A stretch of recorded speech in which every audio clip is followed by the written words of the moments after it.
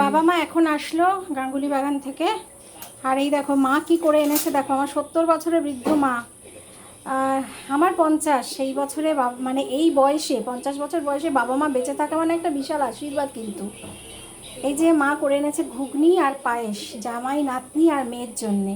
এখনও আমাদের মায়েরা 70 বছর বয়সে এগুলো করে নিয়ে আসে, তাহলে আমরা কি পারবো?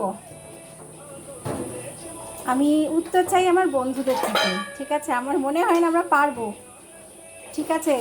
আর যেগুলো করে এনেছে কমেন্টে সবাই আনসার করবে কিন্তু, যে আমরা কি পারবো এই বয়সে এভাবে দূর থেকে এত ভালোবাসা দিয়ে।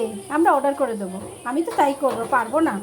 কারা কারা পারবে সবাই কিন্তু কমেন্টে জানাবে, কেমন?